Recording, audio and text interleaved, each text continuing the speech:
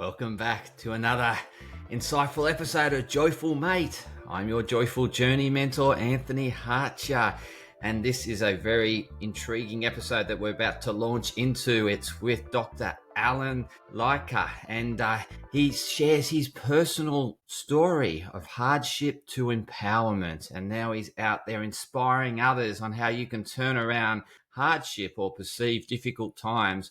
He had a 6-month prognosis of being alive, and he then thought, no, I'm not going to accept that, and he's still alive, kicking around today. And I really look forward to sharing this episode that I recorded on the Health Up podcast. So yes, I have 2 podcast platforms, and this is the Joyful Mate platform. I recorded the interview with Dr. Alan Lycka on the Health Up podcast, and that's all holistic health. So jump across if you want to find out more about holistic health. It's all mind, body, and spirit, whereas this Joyful Mate podcast is focused on the mind. So I hope you enjoy this intriguing and insightful episode with Dr. Alan Lycka. Welcome on the Me&my Health Up podcast. How are you, Dr. Alan Lycka? I am fantastic. What about you, my friend? I'm doing just the same. I'm doing that really fantastic and awesome. The sun is shining here in Sydney. It's a wonderful day. And where are you joining us from? I'm joining you from Edmonton, Alberta, Canada, which is just the other side of the Rocky Mountains up here in the cold north. But it'll be cold for you, but for us, it's a very pleasant day. And what temperature would that be in Celsius? I think we're currently sitting around 5 degrees, so we'll probably go down to about 10 tonight. But, this time of year is the changing time. We can swing up to 10, 15 degrees and then back again. So just until Easter, we've got this changing season. Nice. We're also in a state of flux here in Sydney, but really keen to talk about this topic of empowerment and giving the listeners some tips for breaking free of victimhood. But before we get into that, I think it's really important to understand your backstory, how you've arrived at what you're doing today. Well, my life I've been having a magic life all my life. But in 2003, it almost all changed. I was walking with my wife and my youngest daughter in Disneyland. And my wife turned to me and said, "What's wrong with you, hon?" I was taken aback. For once in my life, I hadn't said anything wrong. I hadn't done anything wrong. I hadn't even thunk anything wrong. But she persisted. She kept saying, "What's wrong with you?" I said, "Dear, what are you talking about?" She said, "Listen to your foot. It's flapping." I said, "That's the dumbest thing you ever said." Well, she said, "Well, listen to it." And my foot had suddenly and mysteriously developed a right foot drop. It was flapping on the pavement with each step that I was taking. My wife said, "Did you have a stroke?"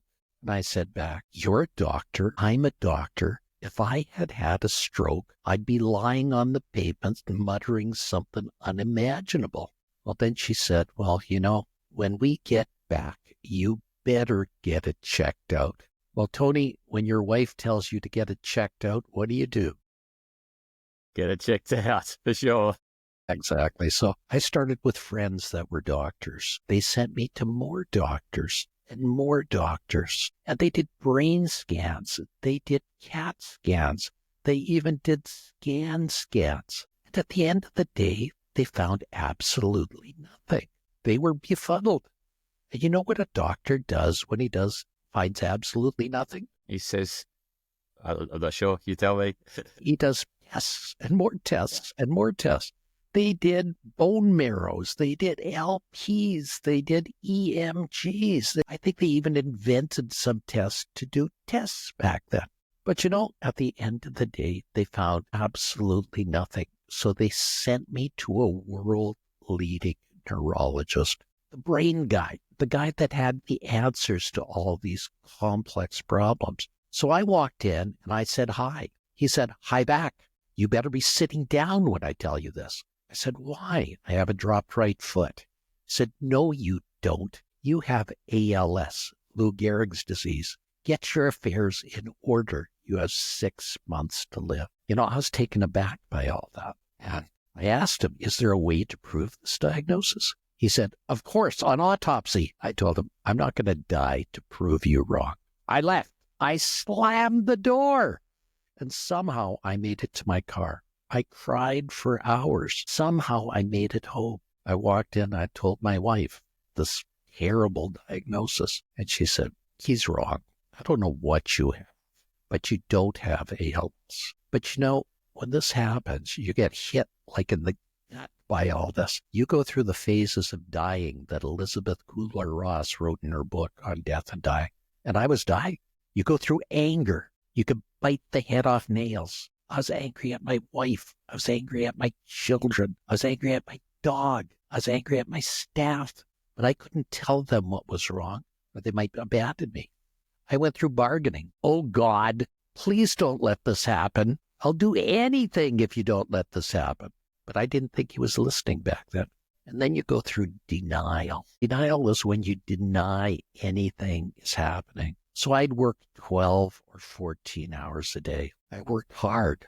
I said, all I've got is a dropped right foot. It'll get better. But it didn't. And it progressed. My right hand became involved. And that was a problem because I was a right-handed surgeon. And I couldn't hold the instruments that I used to. So I became a left-handed surgeon. I learned to do everything with my left hand that my right hand could do. And if you repeat anything 10,000 times, you get very good at it. And I became very good at it. But back then, there weren't even the surgical instruments to do the surgery back then. So I invented left-handed scissors. I invented left-handed instruments so I could do things that I needed to do. But at the end of the day, you get very depressed. Have you ever been depressed, Anthony? Definitely. There's no doubt. Certainly in those teenage years, there was periods there. Yeah. Oh, yeah. Well, I was very depressed. Those are the dark days. You can't eat. You can't sleep. You'd stare at the ceiling, not doing anything. Why? You're going to die anyhow. So why do anything? I got so depressed, I had a plan to kill myself. And I want to address the listeners out there. If you feel that everything's black, don't do it. Seek professional help. There are people that love you and care for you. Never give in to that, because in your deepest, darkest hours, there's always hope. And I went to my wife and I said, dear, what do I have? She said, I have no idea, but you're smart. You'll figure it out. I said, dear, I've seen every doctor I know. How can I figure it? She said, perhaps you haven't seen the right doctor yet. Well, back then in the early 2000s, something new was invented. You might have heard about it, Anthony. It's called the internet. Have you ever heard of that? Yeah, right. Well, but back then you had to get on by dial-on connections. Your phone would get on a cradle and it would go ria, ria, ria for 15 minutes. And if you got to the other side, you could communicate. But you had to communicate by a primitive language called DOS, because there was no memory in computers. There was no Dr. Google. There was no Dr. Yahoo. And you couldn't really get to the other side. So once you got there, you needed somebody to help you. And the internet is much like it is now. It's got the world's best resources, but it's full of garbage cans. And you can't tell the garbage cans from those great resources. But we found a doctor in Colorado Springs, Colorado, by the name of David Martz, who had a story very similar to mine, but he was dying. He got so sick within 2 weeks, he was on his deathbed. And doctors from around the world were coming to say goodbye to David because he was so loved. And a doctor came up from Texas, and he looked at David and said, I do not think you have ALS. David said, what do I have? He said, I think you have chronic Lyme's disease, said Dr. Ari. I think you've been bitten by a tick, and it's causing this disease that's mimicking ALS. Well, David whispered, what do I do? Dr. Arby said, nothing. I'll start you on treatment, and if I'm right, you'll get better. And then a miracle happened. He started on treatment, and like Lazarus, he arose from the dead. And within 2 weeks, he was back to normal. So I knew I had to get in touch with David. So I phoned every hospital in Colorado Springs, Colorado, and I met up with him at the Methodist Hospital. And we talked for hours. And he said, can you come down and see me? I said, when? He said, right now. I said, David, it's Thanksgiving in Canada. My wife will kill me. She's invited 35 people over. He said, aren't there any planes in Canada? So I went to my wife, my hat in my hand, and said, dear, I'm not going to be here for Thanksgiving. She said, why? We have 35 people coming over. I said, dear, there's a doctor in Colorado Springs that claims he could help me. She looked at me and said, what are you waiting for? I'll pack your bags for you. I'll drive you to the airport. Come on, you're wasting time. Wives, I don't know if we'll ever understand them, but it's great that they still love us regardless. And I got to the airport. I got on a great flight from Edmonton to Denver, 2.5 hours. It was magical. Then I got on a rinky-dink puddle jumper from Edmonton to Colorado Springs. Have you ever been on a rinky-dink puddle jumper? No, I'm thinking, what is that? Well, it's a terrible little flight, just maybe 60 people on it. And at the end of the day, the wind comes off the desert and causes eddies. So that's called turbulence. And what happens is the plane will drop without warning. So it'll be flying along and then drop 100 feet. It'll fight its way up, then drop 200 feet. It'll fly its way up and drop 300 feet. It's like the Tower of Terror at Disneyland over and over and over again. So, I crawled off that plane. Many people puked. Many people were grieved. I crawled off, and there was David on the tarmac to meet me. So although 9/11 had happened, they hadn't put the high prohibitions down. And so he was there to meet me. We talked for hours, and he said some magic words. He said, Dr. Lycka, I think history is repeating itself. And that's why I'm here 20 years after the fact that I was supposed to be dead.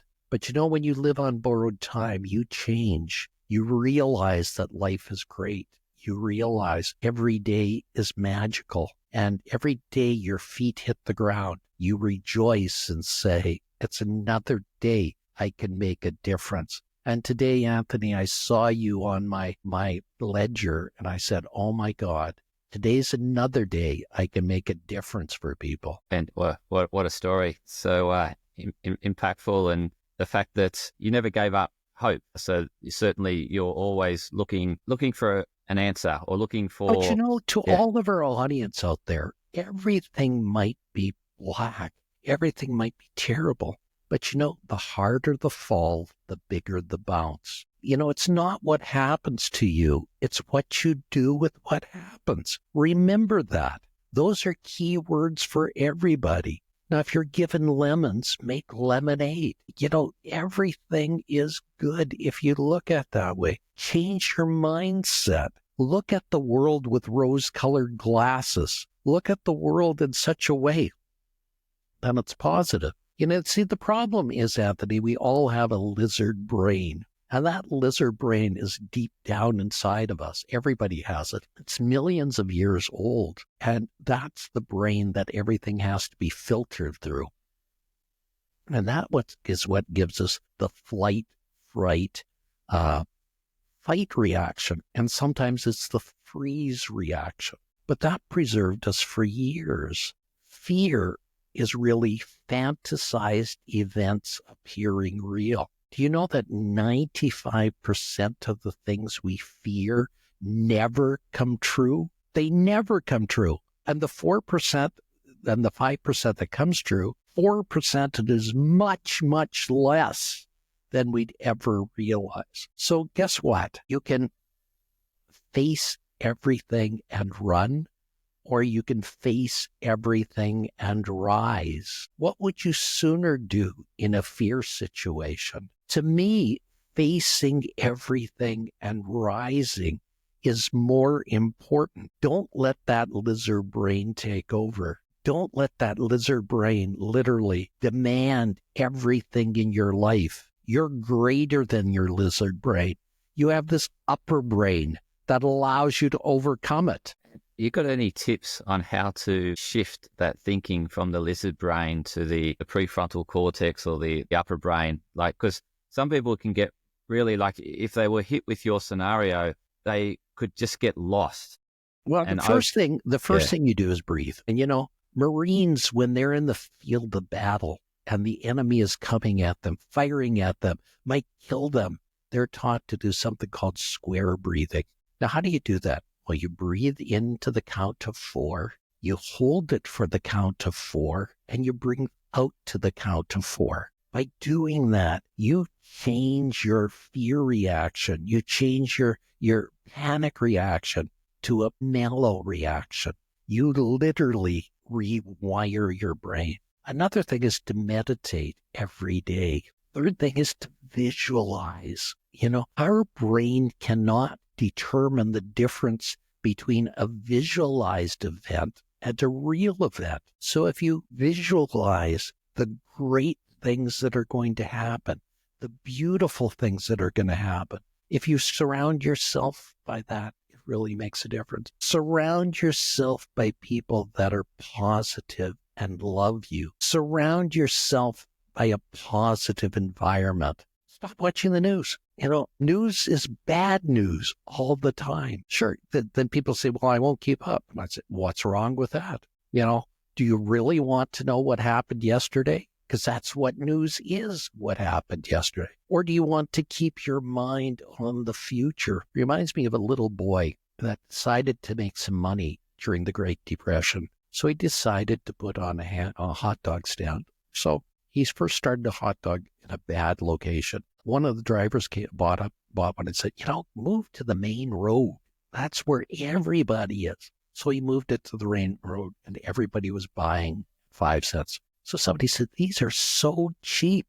I paid 10 cents for them. So he started selling them at 10 cents. And he wasn't making enough, so he sold them at 25 cents. And then he raised it to 50 cents. And people were still buying until somebody complained. And he said, do you not know there's a recession on? I said, recession? What's that? I can't read. Really, we put these own limitations on ourselves every day. We have this box around ourselves, these little limitations we have. But really, our own reality is much greater than that. Our reality is as great as the room you're in. It's the great as my room they're in. It's as great as the great universe out there. And if you conceive it and believe it, you can achieve it. That's what Napoleon Hill said. If you can conceive it and believe it, you can achieve it. Those things are the magical things. Those are the things that truly make it happen. And you have to believe these things that can happen and know that they can happen. I think that's what everybody should do every day. Get to the point of believing in yourself, knowing yourself. And I know you're going to fail along the way.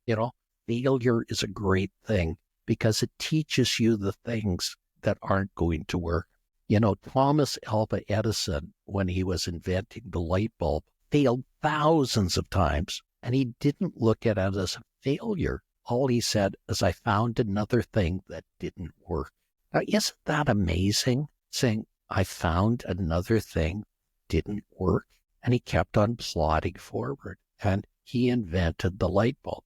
Now, his light bulb was very primitive compared to the light bulbs we have now. But look, that turned our nights into days. That allowed us to do things much greater than just being determined by nature. Now, that is a very positive thing.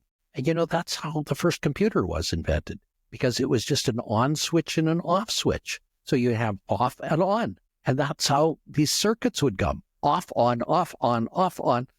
When you put those all together, that was the first computer. Now, today with quantum computing, we can have off and on at the same time.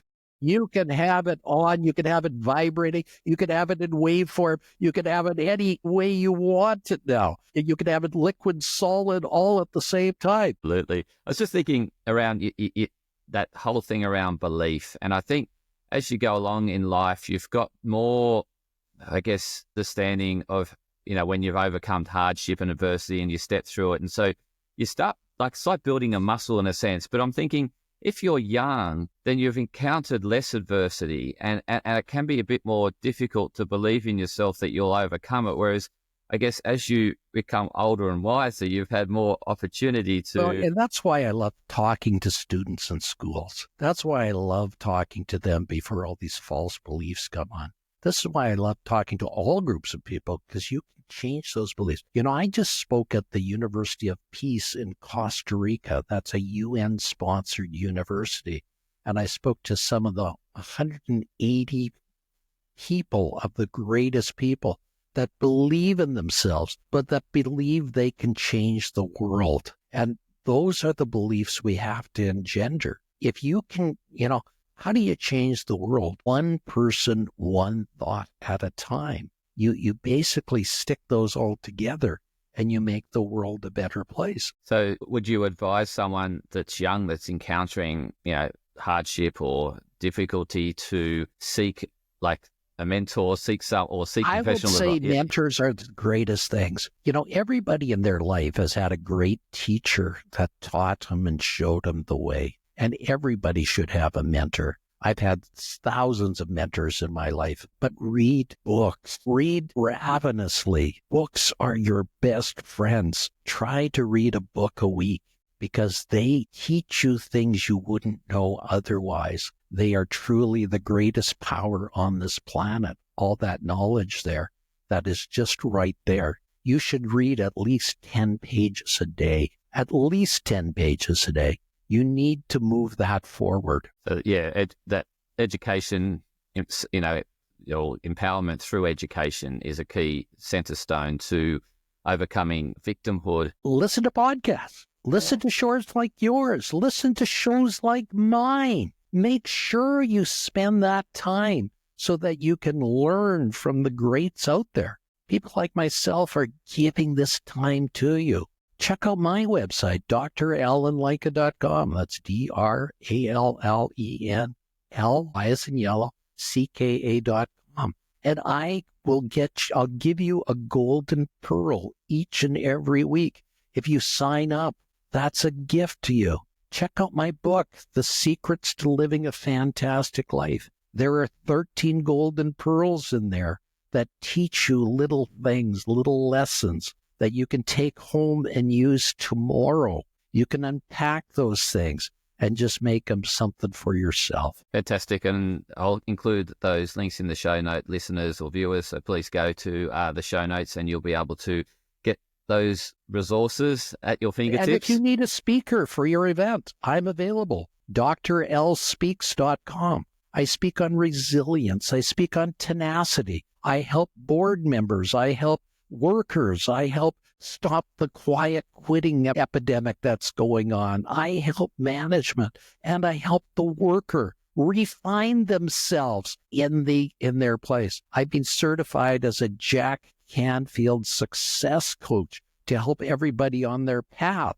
So just to make sure everybody has a path to take, I'd love to show you that path and let you know that path. It's right there. You have to just discover it. 100%. I really appreciate your time, Dr. Alan Lycka, for coming on the show. Really appreciate it. And you've provided such wisdom and insights into overcoming victimhood and how to reach into and tap into that empowered state. So I really appreciate you coming on. Anthony, it has been my pleasure to be here. I love the people in Australia. I love the people down under. I've only been there once, but it was an amazing journey. I've been to Sydney. It truly is an amazing, blessed place, and people should take advantage and enjoy that area. And if you're ever down this way, please say hi, and I'd love to catch up with you. I would love to. Thank you again. Thank you so much. And to the listeners, please share this with others that you believe that could really benefit from the wise words of Dr. Alan Lycka, who shared his insights around his journey and how he broke free of victimhood and really lives such an inspirational and empowered life today and empowering others. So he's now passing that on. So please share it with others that could really benefit from his wise words. And thank you once again. Thank you, my friend. Peace.